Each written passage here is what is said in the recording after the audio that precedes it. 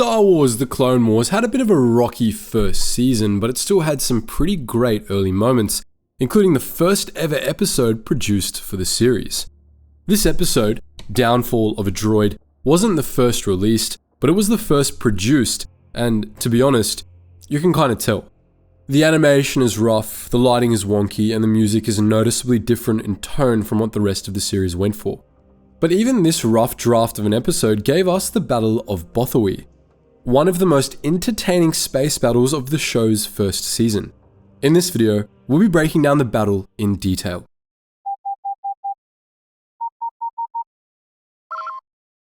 Attention, Sergeant on deck! In late 22 BBY, General Grievous was on a bit of a roll. After the construction of Skytop Station, a listening post hidden in high orbit above one of Rusan's moons, the Confederacy had extensive intelligence about Republic battle formations in the southern slice, and Grievous was using it to the fullest, dealing Republic forces defeats after defeats along the Corellian run. As he came close to taking several whole sectors, the Jedi learned from Obi-Wan Kenobi's friend Dexter Jettster that the end goal of his campaign was to capture Bothawui, the home of the Bothan Spynet. The Bothans, as you might be aware, were master spies, and for thousands of years, their agents had changed the course of wars, ensured the rise and fall of whole empires, and made Bothawui one of the most powerful worlds in the Mid-Rim. The Bothans' home territory, an allied region around Bothawui simply known as Bothan Slice, declared neutrality at the start of the Clone Wars, and for months, it offered the services of the Bothan Spynet to both sides, playing the Republic and the Confederacy against each other to make profit. But in capturing Bothawui, Grievous had hoped to seize control of the whole Spynet, which would grant the Confederacy even more extensive intelligence about Republic fleet movements. This was something the Republic couldn't allow. With that said, the Republic could do precious little about the situation. The CIS Navy outnumbered its loyalist counterpart 4-1, and the Republic Navy was stretched thin on every battlefront. The Jedi were only able to requisition a small flotilla of 3 Star Destroyers to defend Bothawui, which was placed under the command of General Skywalker, his Padawan Ahsoka Tano, and Admiral Yularen. Nonetheless, Skywalker's fleet made for Bothawui immediately, though they met heavy resistance along the way. Grievous led a small fleet of 4 heavy cruisers and interdicting Skywalker's forces in 3 separate battles, with the 2 fleets fighting to a draw each time.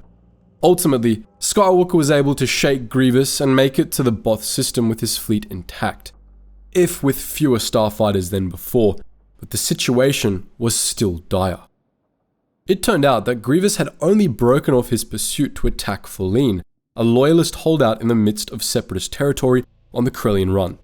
At Follene, Grievous destroyed an entire Republic battle group, killing 8 Jedi and capturing the planet's king, prompting the planet's surrender.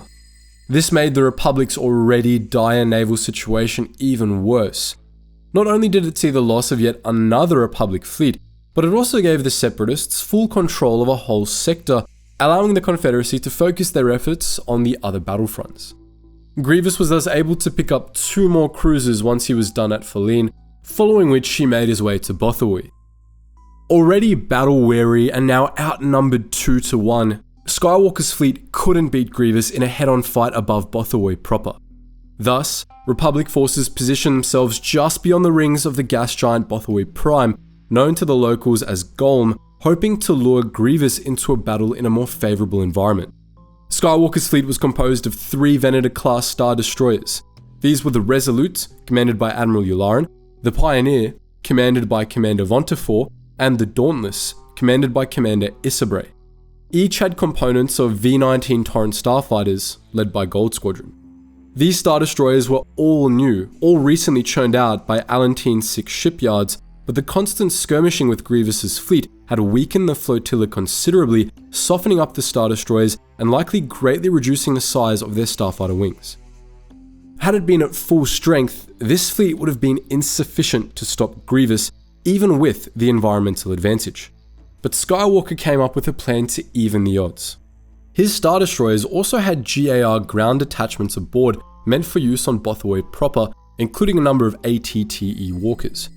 As these walkers had magnetized feet and pressurized cabins, Skywalker had them positioned on some of the larger asteroids in Golm's rings, where they would be hidden until the time was right. This ATTE force was placed under the command of Captain Rex of Torrent Company.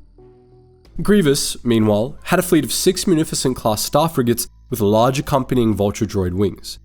This was likely the only vanguard of his invasion force, as none of these ships were carriers and none would have had room for a planetary invasion army, but it was enough to crush Skywalker and proceed to blockade Bothawui. Confident in his odds, Grievous ordered his forces to engage Republic forces on their terms just beyond the rings of Golm. He reasoned that an attack above or below the plane of the rings would give Republic forces an advantage, as his cruisers' main guns were forward mounted and the Star Destroyers were top mounted, so he ordered his fleet to advance through the asteroid field. As the advance began, he also ordered his ships to array their deflector shields double front, both to protect against incoming fire and to minimize damage from asteroid impacts. The asteroids, Grievous reasoned, would be sufficient to shield the fleet from behind. At first, Grievous's plan went pretty smoothly.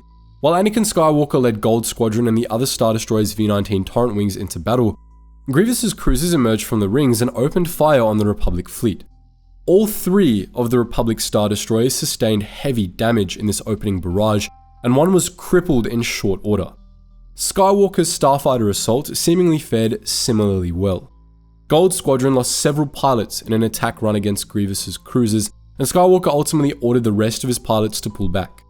Had the battle continued this way, Grievous would soon have been victorious, but he had failed to notice the ATTE walkers hidden in Golm's rings.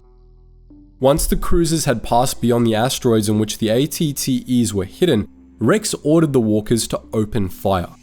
The mass drivers of the walkers dealt considerable damage to the unshielded aft sections of the Separatist cruisers with just their first salvo, throwing the whole offensive into disarray. Admiral Yularen then ordered the remaining Star Destroyers to open fire, while Skywalker went on a one-man attack run against the crippled Separatist cruisers, targeting their command bridges with impunity.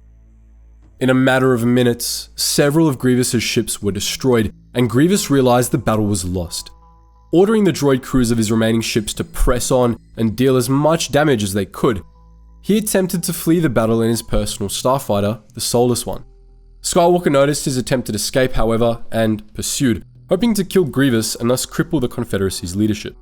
As he pursued, however, Skywalker's starfighter was struck by shrapnel and severely damaged, causing it to suffer engine failure and crash into the asteroid field.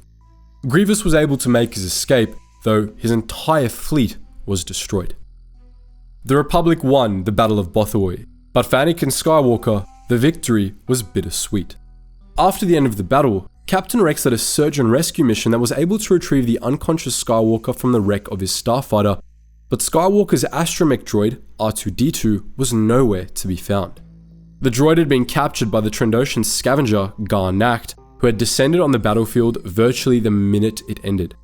After learning of the droid's importance to the Republic, Nacht attempted to sell it to General Grievous, while Skywalker and his Padawan set out on a mission to rescue R2. Grievous's offensive in the southern slice was cut short by the Battle of Bothawui, but the Confederacy still maintained an advantage in the region for months to come, with Grievous winning other battles here to make up for his loss at Bothawui. The Bothans, meanwhile, remained free of Separatist control, though they still insisted on neutrality for the rest of the war, even after other Separatist attacks on colonies across Bothan space. So that's our analysis of the Battle of Bothawui, one of Star Wars The Clone Wars' first space battles. But what do you think? Why do you think the Bothans decided to remain neutral after all that hassle?